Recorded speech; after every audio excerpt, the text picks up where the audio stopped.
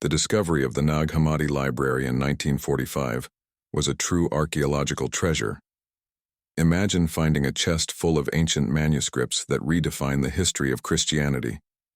This is exactly what happened in Egypt, when texts considered lost came to light, offering fascinating perspectives on alternative Christian beliefs. These writings not only intrigued scholars but also opened doors to intense debates about the origins of Christian faith. An impactful example is the Gospel of Thomas, which challenges the traditional view of the canonical Gospels. Why is this so relevant? These texts present a version of Christianity that many could not have imagined existed. It is like finding an early draft of a story everyone thought they knew. These documents offer a window into beliefs that valued self-knowledge and the pursuit of a direct divine connection. If you enjoy understanding how ideas evolve, imagine studying an alternative version of the origins of something as influential as the Christian religion. This is not just curious, but essential to understanding the diversity of human spirituality. And the impact didn't stop in academic circles. Think about how knowledge can alter our view of the world. The Nag Hammadi library gave scholars the power to question established narratives, something that can be applied to many areas of life. It's not just about religion, it's about re-evaluating stories we assume to be true. Have you ever wondered if what you take as certain might have a hidden story waiting to be revealed? This discovery was not an end, but the beginning of something much greater. It's like opening a book in the middle of the story and realizing there are earlier chapters you have never read. And this brings us to the deeper question: what exactly do these texts say about Christian faith and the concept of spiritual knowledge we call gnosis? The term Gnosticism is more than just a word. It encapsulates a unique way of understanding the world and spirituality. Derived from the Greek gnosis, meaning knowledge, it refers to a type of wisdom that transcends the ordinary. For the Gnostics, true wisdom was more intuitive than intellectual, something like feeling the truth rather than merely knowing it. Imagine this as an internal compass pointing towards something deeper and spiritual, something that books or sermons don't always fully explain. This knowledge, however, was not about knowing the facts of daily life, but rather uncovering the mysteries of the divine and the self. For example, a Gnostic might interpret scriptures as metaphors for the soul's journey toward spiritual awakening. It is a vision that invites introspection. What do you truly know? Or are you just repeating what you have heard? Think of this as learning to listen to the voice of your essence instead of merely echoing external voices. And the most interesting thing is that, for the Gnostics, this quest for wisdom was not exclusive. There was something almost revolutionary in their understanding: the idea that anyone with effort and openness could access this higher truth.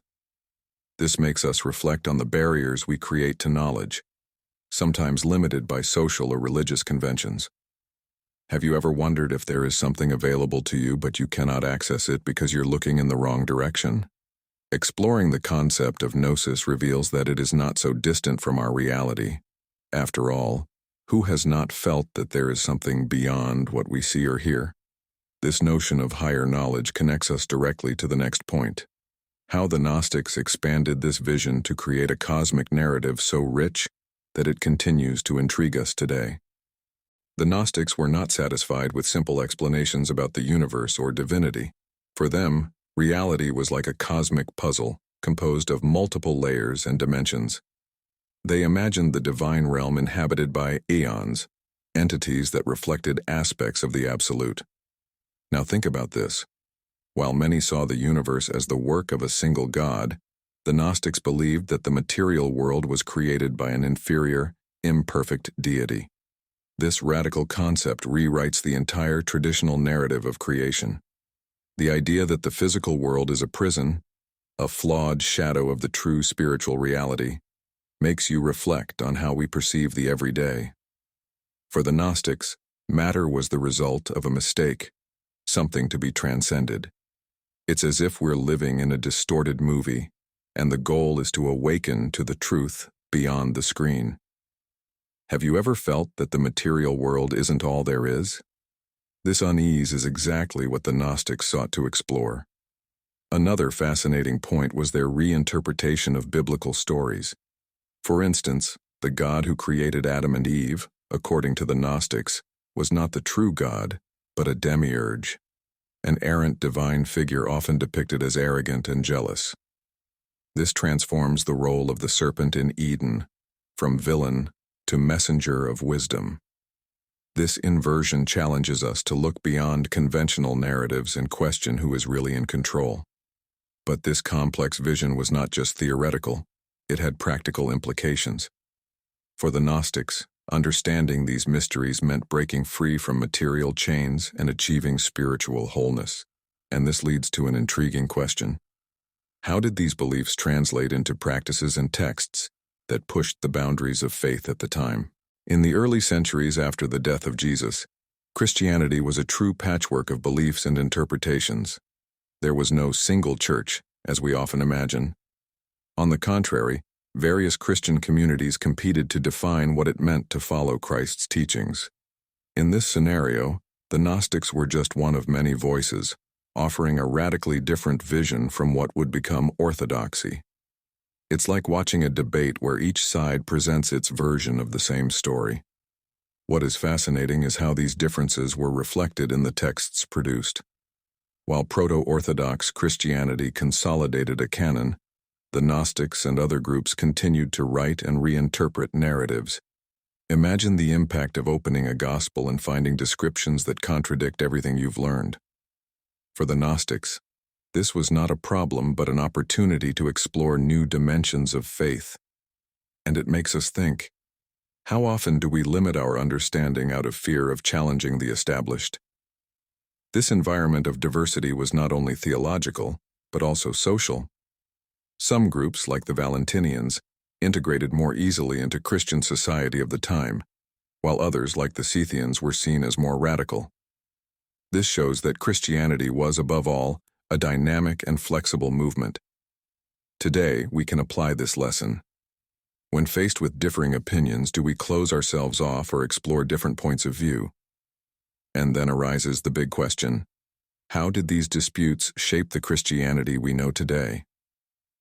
The answer lies in the criticisms and attacks that groups like the Gnostics endured, which not only sought to silence them but also left profound marks on the development of Christian faith. The next chapter of this story is to understand how these forbidden texts shaped theological debate and influenced surviving ideas. The texts discovered at Nag Hammadi, such as the Gospel of Thomas and the Secret Book of John, are true gems of Gnostic thought.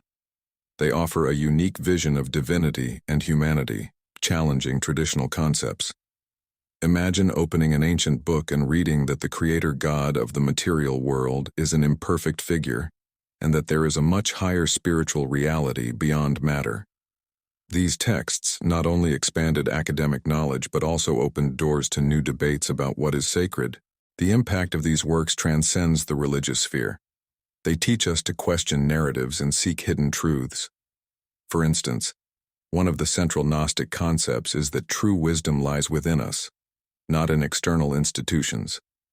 This idea, even centuries later, resonates in modern spiritual movements and even in psychology, where introspection is valued as a growth tool. What these texts tell us is that knowledge can be revolutionary. Even in the face of criticism and persecution, Gnostic ideas persisted, shaping not only Christianity, but also inspiring philosophical and spiritual movements. The survival of these ideas makes us wonder, what gave them the strength to withstand centuries of opposition? Perhaps it's their timeless resonance as they continue to invite reflection and dialogue. Moreover, these works serve as powerful reminders of how important dissenting voices are. The Gnostics were not merely critics. They were attempting to create something new, something that reflected their vision of reality. Similarly, in our lives, how often do we avoid challenging the status quo for fear of being misunderstood? Texts like these show that the courage to think differently can leave profound marks. And despite so much criticism and persecution, the Gnostics remained influential for centuries. Their ideas shaped not only Christianity, but also inspired later philosophical and spiritual movements. This brings us to a reflection. How did the criticisms and misunderstandings about these groups help to strengthen and crystallize their beliefs of? The Gnostics faced a barrage of criticism from the earliest centuries of Christianity, often caricatured as heretics or even practitioners of obscure rituals.